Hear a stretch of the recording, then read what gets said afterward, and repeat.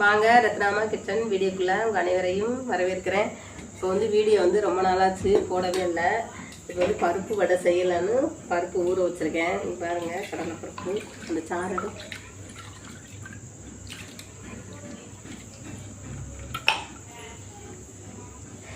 அந்த கடலைப்பருப்பு ஊற வச்சுருக்கேன். 1 மணி நேரம் ஊறியிருக்கு. இப்போ வந்து இதை வந்து வதக்கி அரைச்சிக்கலாம்.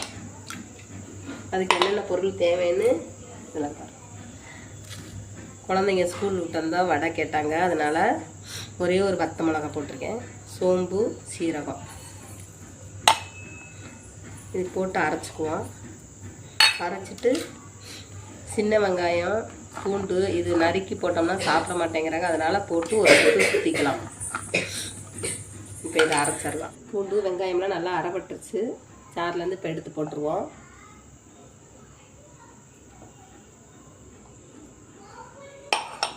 தேவையான அளவு உப்பு போட்டுக்குவோம்.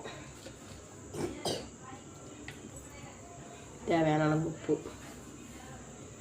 கீரை வந்து முருங்கைக்கீரையும் போடலாம். நான் வந்து அரைக்கீரையை வந்து நல்லா பொடியாக நறுக்கி நல்லா கழுவி வச்சுருக்கேன். இப்போ இந்த அரைக்கீரையை இதோட போட்டுருவோம். ரொம்ப டேஸ்ட்டாக இருக்குங்க. நல்லா கிளறி பிணைஞ்சி வச்சுக்கலாம். எண்ணெயில் போடும்போது உங்களுக்கு வீடியோ காமிக்கிறேன். அதுக்குள்ளங்க எண்ணெய் காயட்டும். இன்னும் காயலை. இது வந்து உப்பு போட்டு கொஞ்சம் பெருங்காயம் போட்டுக்கலாம்.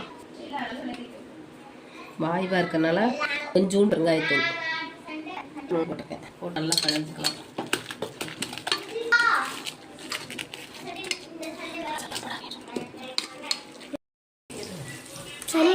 எண்ணெய் நல்லா காஞ்சிருச்சு. வடையை தட்டி போட்டுக்கலாம்.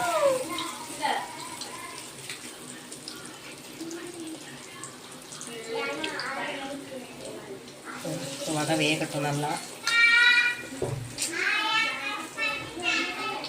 எந்த உடனே உங்களுக்கு பாருங்க, வடை நல்லா வெந்துருச்சு. இப்போ எடுத்துருவோம்.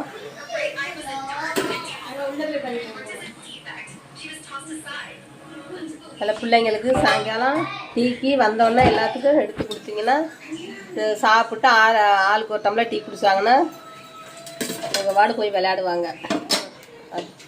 அதை எடுத்தாச்சு. வீடியோ பிடிச்சிருந்துச்சுன்னா லைக் பண்ணுங்கள், ஷேர் பண்ணுங்கள், கமெண்ட் பண்ணுங்கள், பெல் பட்டனை கிளிக் பண்ணிவிடுங்க. ஃப்ரெண்ட்ஸ்க்கெல்லாம் ஷேர் பண்ணுங்கள். அடுத்த வீடியோ பார்க்கலாம். இனிமேல் தொடர்ந்து என்னோடய வீடியோ வருங்க. நீங்கள் பாருங்கள், லைக் பண்ணுங்கள்.